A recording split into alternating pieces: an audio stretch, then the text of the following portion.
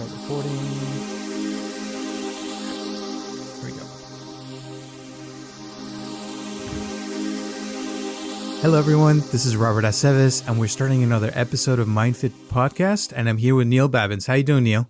I'm doing good. How about yourself? I'm doing good. I'm excited for today. It's been an interesting week, and I think we have a really interesting topic. So, how was Yeah. your week? My week was good. I went out of town for a couple of days last week just to get out of the city once again and spend some time in Santa Barbara, which is Oh, nice. Yeah, yeah, I beautiful love city. Santa Barbara. It's gorgeous. It's Yeah. really it's bustling. A lot of people there, and the the shopping is still really up and of course they only let two people into a store at a time, but that was a little bit of an adjustment. But the beach is beautiful. The wharf. It was just nice to get out of town. Sit at this little smaller hotel that was like sort of a family run. It was really nice. It's really nice to get away. That's Yeah, and cool. then driving along the coast, there's nothing like that. The Yeah. Pacific coast. Oh God, yeah, yeah. It I sounds got to do it fun. again. Yeah, it Cool. was. It was. It was. Awesome. All Yeah. right. Well, today we're going to be talking about mind control. And I was talking to you earlier about this new show on, I don't know how new it is, but it's on HBO and it's called The Vow. And I found it very interesting. I had no idea that that stuff was happening. And apparently, the main leader of this cult called Nexium is he's going to be sentenced. He's already in jail right now, but he's going to be sentenced in about a month from now, from when we're recording this podcast. And this is a group that their goal was to save the world in some way or change the world. And it was really interesting to watch. I'm not going to give away a lot of it, but a lot of the members of this group are people that were very smart, people who are actors, directors, film people, business people, very, very wealthy people as well. And I think it's really interesting to see the dynamics of this group and how all this stuff happened. And some of the things that I watched in the show, I found them very profound, and they had a good intention, but somehow at some point things started to get a little dark. Mhm. And I hear that story a lot, and I think that there are a lot of groups out there, a lot of people who are doing things that some of it they don't really want to do, but they end up doing it anyway. And I guess I don't know if that's what we would call mind control. What are your thoughts on this, Neil? Well, I think that people start off with good intentions and people start off wanting to have change or self growth in their life. They come Mhm. into either a group or an organization with the hope that they're going to spring forward in some way. They're going to make advances in themselves and their relationships and their work and their ability to make money or whatever it is that they want to do or just be happier. And a lot of people come into it with a lot of what I call individualized thinking, individual thinking, their own self processes, their own ability to process information and critical thinking, Mhm. at least whatever skills they currently have of that. And Mhm. the group or the organization or whatever it may be tends to slowly chisel away at that. They chisel away at your ability to think individually. Mhm. Either they manipulate or maneuver around how you sleep, how you eat, who you correspond with, how often you correspond with them. If you have, they use words like they change language around to mean something different. Instead of saying we're not blaming you, but we're holding you accountable. They change the nomenclature of things around a little bit so that you don't think the way you previously thought. You move into a new domain of a new paradigm of thinking, a new paradigm of vocabulary, so to Mhm. speak. And they chisel away slowly at your ability to process information and to differentiate valuables and dissect and isolate what's actually going on around you. And eventually, anytime you have a counter thought, they make you feel guilty in some sort of a way. They may use a different word. They won't use the word guilty. They'll use some other word that, has you question your questioning.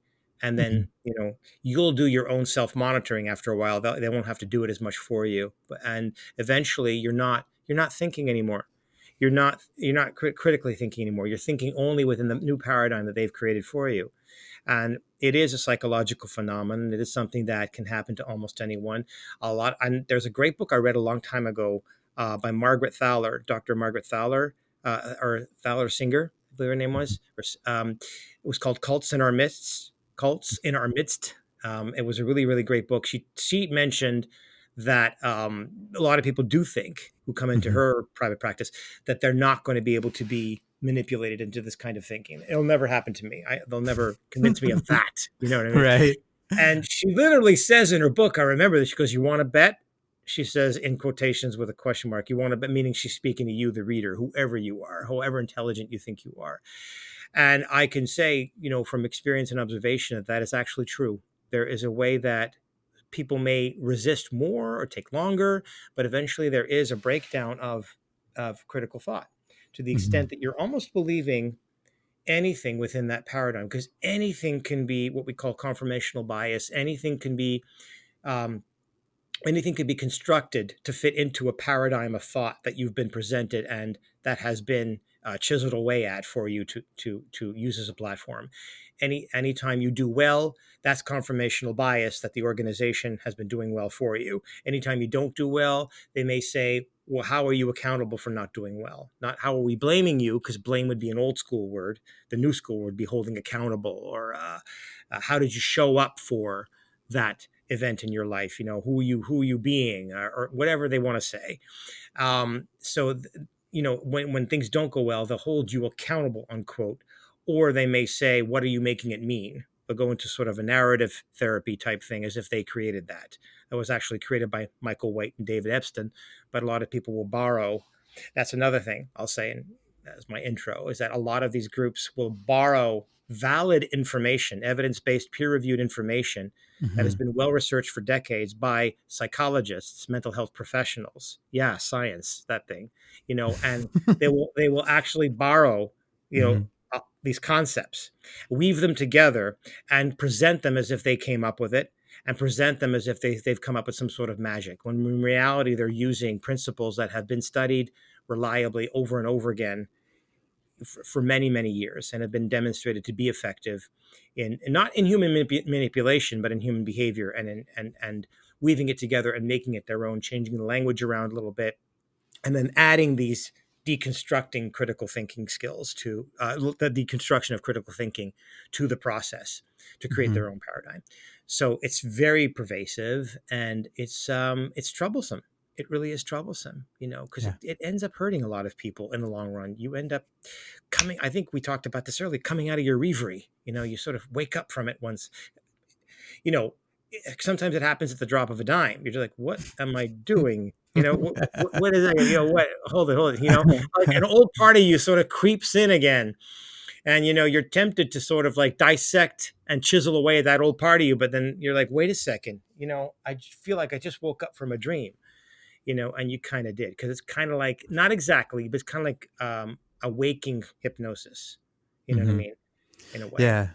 It's really I mean, there's a lot of people that have gone through this. Now, a lot of people may think, oh, I've never gone through that. But if you think about groups like Apple, for example, people who love Apple, a lot of the characteristics of the things you just mentioned, they end up going for, and Apple does change your mind in some way, and they do have some kind of mind control over some people that are really strong followers, and you end up spending a lot of money on their products, and because you love their products, right? And some of them do change your life in some way. So that's one thing. And then you have religions as well. Like, as I'm reading this and watching this show as well, and I'm reading more about this subject, I find Zen, that in some ways that it does that. In some religions do that too, where they make you pray or do certain penance or something to pay for your sins and things like that. And it makes you wonder. It makes me wonder, like, what part of it is true? Because in my opinion, Zen is amazing, and it has changed my life in multiple ways, and it does give me a lot of freedom. But then again, I do think that sometimes people, and there are some people out there who practice different types of Zen, and some of them end up losing their mind, like you said, and some people don't. So what makes a difference? And I mean, if people in religion were doing some of the stuff that the people in the vow were doing, we may not look at it as bad, and that's the difference, because one is a religion and we think religion's okay, but then because this were a group of people who were not a religion, but they were doing this stuff, it's suddenly bad. I don't know if I'm explaining myself, but No, I think you are. I think the paradigm that you're explaining is the paradigm of certainty. At least hmm that's what comes up for me when I listen to what you're saying, is that whether it's religion or whether it's one of these organizations we're talking about, or whether it's any group where there's groupthink, everybody hmm knows groupthink is, it could be a social group or a sporting group. It doesn't, or it could be a Disney group. Hello, you yeah, there you know. go. When you're talking about Apple, I was thinking Disney, Disney, Apple, Yes, Disney, Apple, Disney. I was like, yes. come on, it's the same thing. You know, we buy up that town like there's no tomorrow, Right. and given COVID, there was no tomorrow. So yeah. But the paradigm that was hearing, it was the one of comfort and certainty. So religion provides comfort for a lot of people because it provides certainty, it provides answers, it provides a measuring stick of morality, it provides something to bounce off of. How do I process hmm life and growth and change and transition? How do I, what platform do I use as a premise of ethics, or a premise of comfort, or a premise hmm of philosophy? And religion, if it's well constructed, can provide that for a lot of people. The problem comes when someone reaches cognitive dissonance, when there's evidence counter to what the religion tells you is true, or preaches to you in some sort of theological way you ought to believe. So there's sort of like there's a cost benefit analysis to the comfort, because in hmm order to get the comfort, it's almost like they're making a bargain with you. So we'll give you comfort and certainty, but you have to do this, hmm and you can't do this, and you must believe this, and you must condemn that, and you must accept this. And and then there's different sects of it, not just hmm religions but any group, where hmm okay, you could relax on this a little, hmm but you've got to still do this. And in here you can relax on both of those, but you still got to do this. So there's dissonance that happens when some people get conflicted when they have reached this new paradigm, hmm when they hear counter evidence for the beliefs or the platform of the new paradigm, and it becomes very stressful for people because they have hmm to take that new piece of information and squeeze it, chisel it to fit their paradigm, to so it fits into their shape, hmm or they have to bounce it off and completely ignore it, deny it's there. hmm Or if they're open minded, they're like, okay, they might go to their leader or their priest or their rabbi or their pastor or whomever the leader of the group might be, and they might say, well, what do we do about this? And that's when questioning comes up, hmm and that's when the group has to be careful about dissent. you know but a lot of times, a lot of these groups, in with using some sort of form of mind control, will have a really good answer, a really well thought out philosophical answer that speaks right into the dissonance and really alleviates the stress. So a lot of people get reinforced to continue with the group. Oh, hmm that made sense. I mean, hmm that resonated with me. you know Yeah. so it and that's the point I'm bringing up here from what you'd said, is it's not always people say, well, what's wrong with that, like what I brought up previous. It's not a question of what's wrong with it, it's a question of where it can go, how far it can go, and when hmm does it start to become more hurtful for yourself and for others, and when does the certainty and comfort sort of bounce off of that platform onto a more hurtful and painful and troublesome platform. hmm How far can we take, or should we take, any kind of groupthink or mind control, hmm beyond a certain point? Yeah, Yeah. yeah. I always go back to the Jim Jones massacre. I mean, that was to me. A lot of people talk about drinking the Kool-Aid, and I feel like there's I often think about that. If I was in that situation and I truly believed whatever this person was saying, maybe I would have drunk the Kool-Aid, and that's why these people did, and they Hmm. ended up dying, and there were over 900 people who died this thing, and Hmm. and I'm sure a lot of people have found themselves in that kind of situation where they end up, uh, for example, you talk about Disney. If when after during the quarantine, when they reopened downtown Disney, I went there and I saw people walking out with bags and bags of Disney stuff, and I'm like, why are you buying so much stuff right now? Like they were, it's like they needed that, and they Right. needed their fix of Disney stuff. But um, And sometimes I've seen people who spend thousands of dollars at Disney and they don't have money. They're putting a lot of the stuff in credit cards and racking out their debt because they have the need to have that. And so it's a little bit cultish, and a lot of people do that as well for other things, like I mentioned Apple and brands and things like that. So in some ways we're being controlled by these corporations to do certain things that we know are going to hurt us, but then we end up doing it anyway. And so uh, the idea here, and I'm hoping that we can uh, help someone to stop doing that, to think for themselves, to come back to yourself and free your mind from this control that these corporations, these organizations, and all this, even religion does. Because sometimes we end up doing things for some of these people thinking that we're going to be saved. But I feel like personally it's better to have a connection directly with God than to go through middle people Mhm. and have anyone in between. So that's one of the things I always teach people is when we sit in meditation, which is one of those things that can help you get there. It's just sit in silence with yourself and don't listen to anyone, don't listen to what other people are saying, but listen to yourself. So Mhm. Yeah, and there's a whole list of things that that you sent to me actually about what groups typically do. mhm. 'Cause the question would be at this point, how do we break out of this? You know, if people think that they have been their minds have been controlled, or they're being, the old word would be brainwashed. You know, as sort of an older term for it. But Yep. what do people do? Like, what's the out? What's the way out when people recognize or begin to recognize that themselves or maybe somebody that they care about Mhm. is being influenced? Very difficult question. I mean, Mhm. you know, if you think you might be caught up in it, you could look at all the checklists of the things you sent to me. The group is focused on a living leader to whom members seem to display excessively zealous, unquestioning commitment.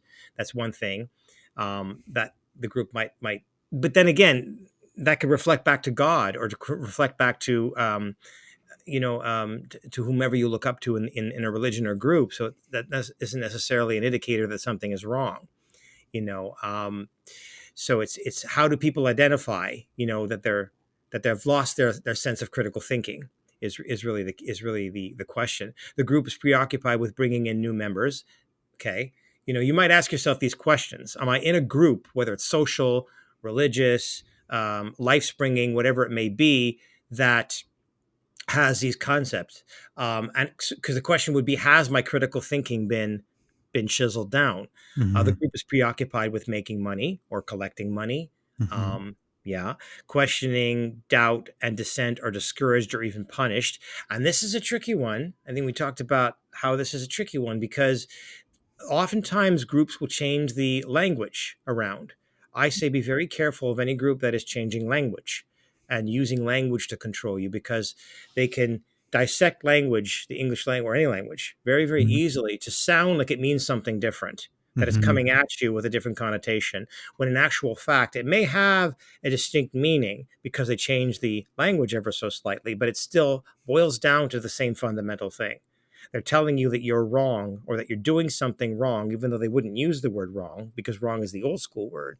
That you're doing something incorrect, or you're doing something not effective or not powerful because you're doubting. To doubt means to resist. You're resisting being as great as you can be, Mhm. or being great for the greater good because you're doubting something. And I say be careful of that. If you're doubting something, go with the intuition, go with your gut. Go with it. Doesn't mean your gut's right, but go with your gut. Challenge anybody who tells you not to go with your gut. What is your Mhm. gut telling you? What are your feelings telling you? Feelings are indicators. They're not always the best indicators necessarily, depends upon your own history. But feelings are indicators something is not right here, or Mhm. something needs more processing here. Mhm. And a lot of groups also will tell you, don't trust your feelings, trust what we tell you, trust what you're committed to, trust what's in front of you, don't trust what you feel. Mhm. I i am going to vehemently and directly say that I am the antithesis of that. I don't want to say the word antichrist, but I'm you know what I mean. But I am the one who turns that whole thing around and says the opposite is true. The Yeah. opposite is true. Your feelings are always your feelings. It doesn't mean that because you feel it, it's true. It means that because you feel something, something just happened. Something just got activated in you that requires your attention.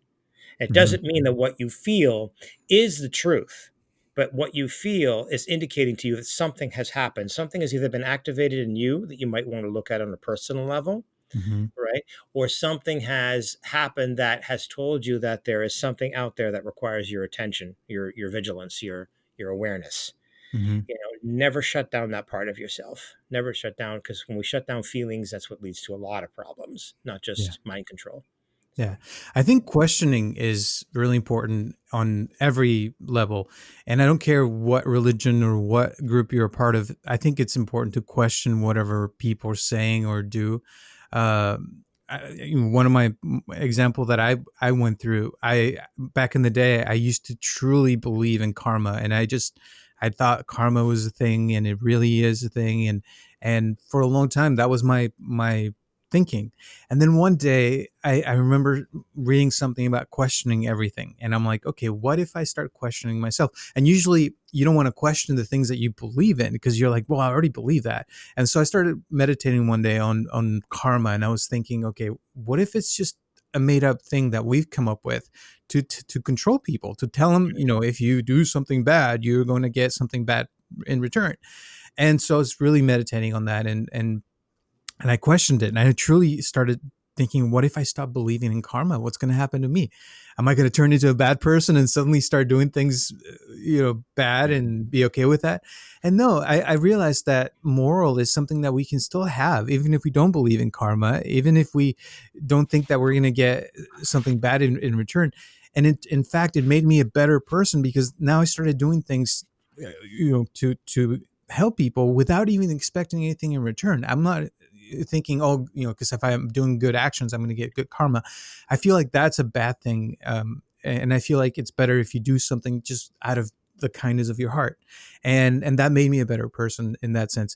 But another thing I was going to mention from all the stuff we've been talking is there's a point, and you talked about this a little bit, that this people make you think that you need permission from them, that you need to ask them who you're going to be marrying, that you need permission to make decisions on your life. And I think that's when we're losing ourselves, we're losing our mind and our own control, and they have control over us. If we have to allow them to decide for us, or if we feel like we cannot make our own decisions of what we want to do with our own lives, I think that's one key that is important to realize. At one point, are you living their life and not your life anymore, and bring that power back to yourself? Because a lot of times we give this groups and this people power, and we give them our money, we give them our attention and our life. And so coming back to yourself and start doing things that you love, that you truly love, not something that somebody told you, but go back to yourself and find yourself again. I think that's where we can find that freedom of mind. Yeah.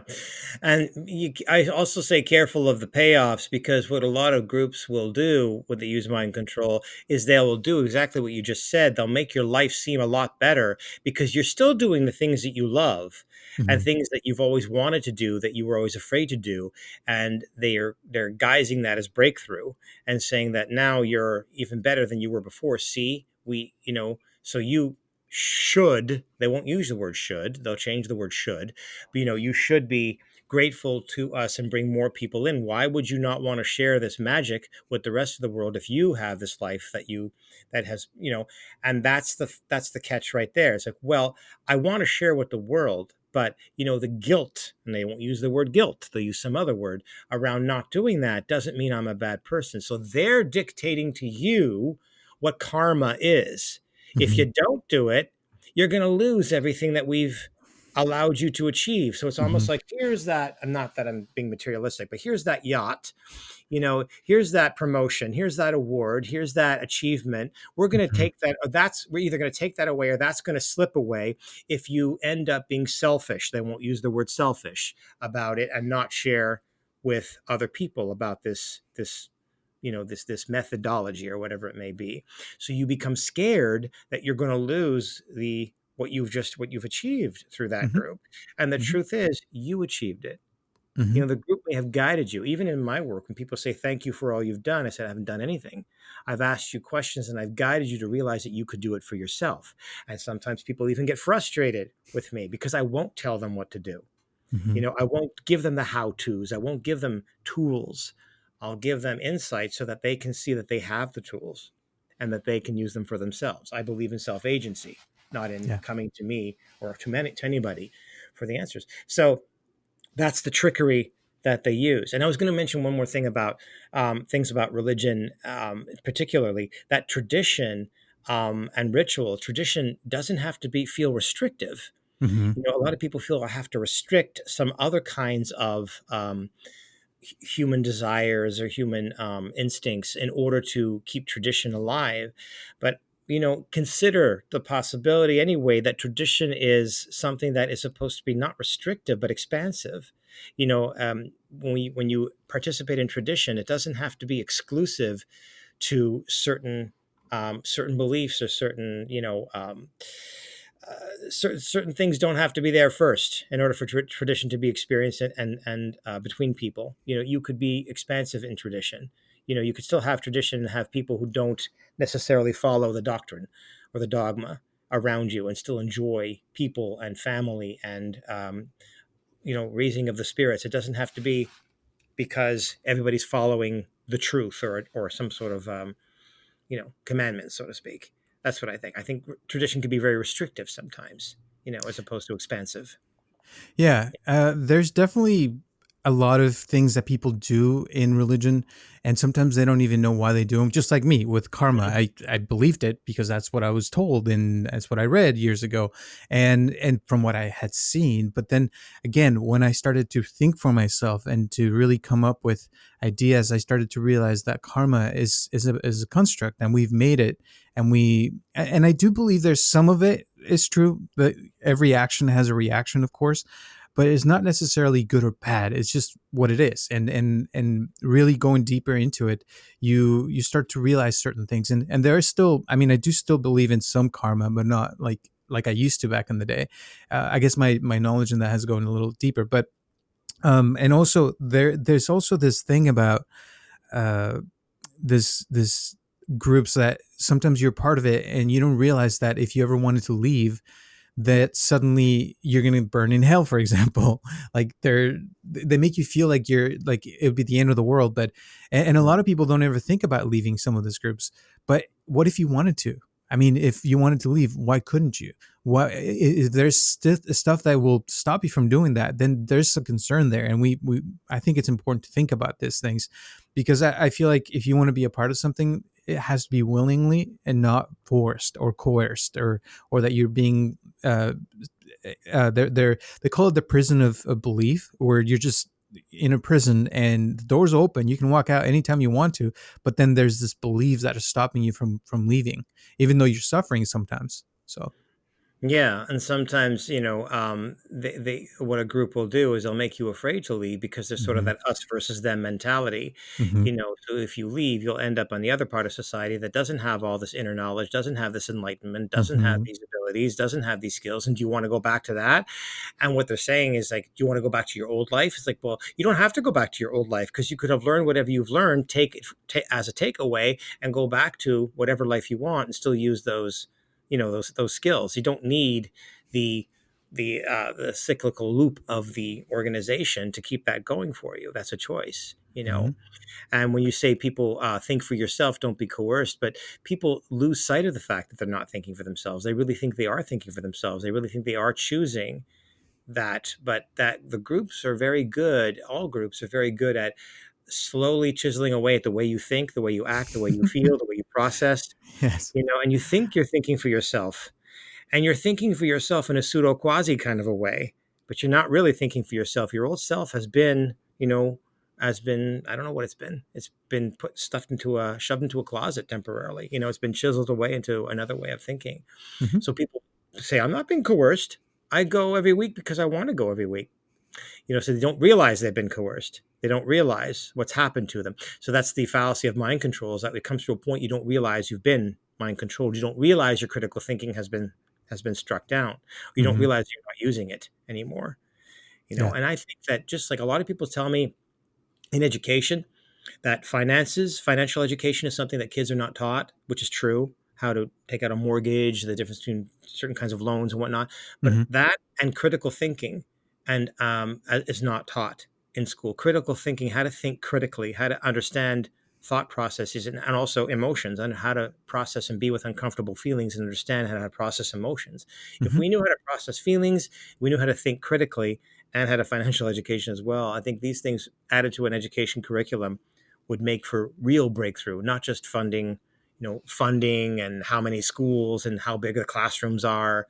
That's great. That's important. But there's something more fundamental that we need to remember to educate people on, because it leaves us too vulnerable. Hmm. Without these things, it leaves us much too vulnerable. That's where most of our problems, from my observation and my work, stem from: the inability to be with uncomfortable feelings or unpleasant feelings, and the inability to understand how to think critically and to hold on to that Hmm. innate, you know, um, innate ability. Yeah. Yeah. So one thing I want to share with what you just said is, I just read this recently that if you feel afraid to be alone, and let's say you're part of some group and you cannot imagine being out of that group and being on your own, then you're being mind control Right. because the idea is to imagine yourself being alone. Like if you didn't have this group or if you didn't have this religion, how would you feel? And why would it be bad if you were alone on your own and had to deal with things on your own? And think about that, and try to go back to yourself again, to gain your confidence and think that you can make it without other people being there. And I know it's important to have relationships. I'm not saying to cut everybody out. I'm just saying, in your mind, think of how would it be like to be independently a thinker, to think on your own, to be autonomous, to think of what, to make your own decisions and not base your decisions on what other people have told you or things that you've learned over the years from other people, but to go back to yourself and to regain that power again, to go back to yourself. And that's, I mean, I feel like it's really one of the most important things that we can have as humans, is to have that autonomy, and that's what makes us human. That's what we're losing by watching YouTube, Facebook, and all those different things that are out there. I think I talked about this a little bit before, that Google is now using uh, AI to control what we think and how we think. And so just like Amazon can start bombarding us with ads about certain things so we can buy things and control our behavior as far as what we buy, same with Google. Now when you're typing an email, for example, and they're filling out your words, they're telling you what to write and what to think. And we don't think that's a bad thing, and I agree there's some good things about that, but at the same time, when they're putting words in your mind and you're using those things, it makes it easier for us. But at the same time, they're thinking for us. We're losing that ability to think for ourselves, and I think it's important to realize this. Yeah. I think that the most important thing is ongoing education. Continue to, you know, at least look at documentaries that present this information to you and decide for yourself. And also decide how you're deciding. How are Hmm. you making up your mind? When somebody shows you a documentary or a workshop or a podcast or any kind of information, how are you processing the information? Watch your mind as your mind works. How Hmm. is your mind working? When you decide who to vote for, when you decide what to believe, when you decide what you think happened, when you say, well, it's just my opinion and I'm entitled to my opinion, which is like the Hmm. biggest straw man's argument. And, you know, no one's saying you're not entitled to your opinion, but where is your opinion coming from? Watch your Hmm. mind as your mind works. How did you pull that together? What paradigms did you start from? Hmm. Ask yourself this important question: how is it that somebody else who has just as much intelligence as you do, who Hmm. grew up in a similar place, sees something so very differently than you do? We Hmm. talked about this in another podcast, how algorithms are affecting what information that you're receiving. So you're Hmm. not receiving the same information. That could be it. You know, at least be aware of the fact that if you think one way and somebody else thinks the exact opposite, it could very well be that they have not received the same information and the same type of information and the same manipulation of the information that you have. So you haven't received the same input. You haven't received the same facts and figures before you started the experiment. Hmm. You haven't, your there's a summation, right? But there's also an introduction to most research papers, a couple of paragraphs that explain what the situation is, what the hypothesis is. You're not Hmm. even receiving the same opening paragraphs. You're not even receiving the same hypothesis. You're not receiving the same list of participants or how things were everything is completely different. So imagine having been presented this information for, the way somebody else has, and how do you know that you would have processed it any differently?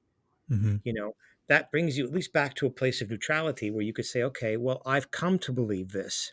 It's what I still believe, but I've come to believe it's not I believe this, like it's a objective permanence inside of you, and that it's really not your opinion as much Mm-hmm. as it is an end result of a lot of input that's been given to you over the years. Is it really your opinion, or is it the opinion you wound up with? It's Mm-hmm. important to watch your mind as your mind makes up its mind. Yeah. You Yeah, and a lot of I highly suggest people should watch this documentary. And like you said, there's a lot of things out there. Uh, the big thing is you always want to look at the opposite. What are other people on the opposite side thinking of what I'm thinking, and see if by looking at the other side, then you kind of get an idea of the whole thing. And one of the things I also read recently is if you're in a cult, for example, and you see your leader as someone who's perfect. They can't do wrong. And whatever they do, they're always right. And we got to remember that these people are human. We're all human beings. And there's no such thing as a perfect human being. We all make mistakes. We all do things that sometimes are not right. And so got to keep that in mind. And if you have that mentality that, oh, this person is perfect and they can't do wrong, then better check yourself and see where that's coming from, and see if you can find something that that person has done wrong. And I tell you, we all have something that stinks. hmm hmm So, Yeah, yeah. And also, if they, whatever group or party you're in, if they encourage you to only spend time with people who are in the same group or in the same party or think the same way, that's also an indicator that, once again, you're not receiving the same introduction to the research paper, of whatever paper it is. You're not receiving the same information. You're not mhm, receiving the same input. So how do you know you're making up your own mind? It's mhm, a fallacy sometimes that you've made up your own mind. It's what you've been exposed to mhm, over and over and over and over again. mhm. So, what Yeah. if you had been brought up differently? What if you had been brought up, if you're in a red state, what if you'd been brought up in a blue state, in a blue family? Yeah. How do Your you know you life would have think been the same different. way? Yeah. Yeah, sometimes you would. It could be one person who thinks differently than the rest of the family, although Yeah. there could be other reasons for that happening too.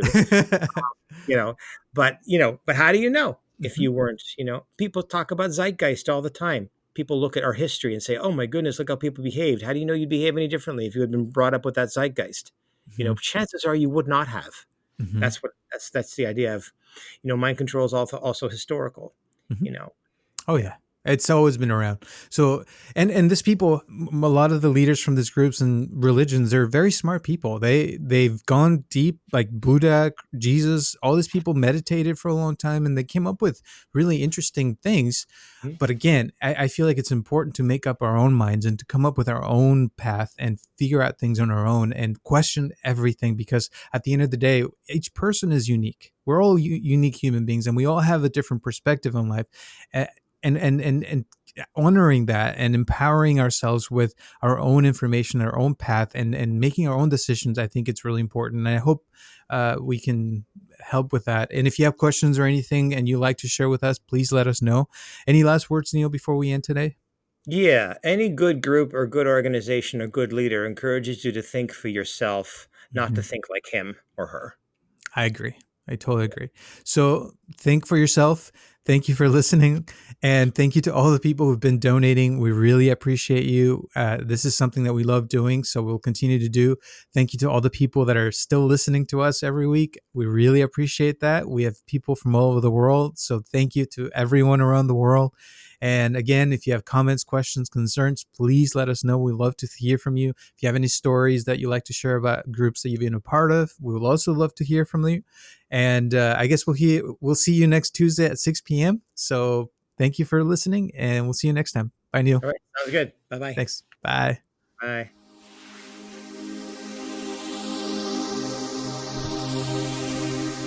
This podcast is brought to you by MindFit. Please help us to share this podcast with your friends and family to grow this community. And if you'd like to donate to this podcast, or if you'd like to share your comments, questions, or concerns, send them to mindfitpodcast@gmail.com, or you can call us directly at 714-328-4661.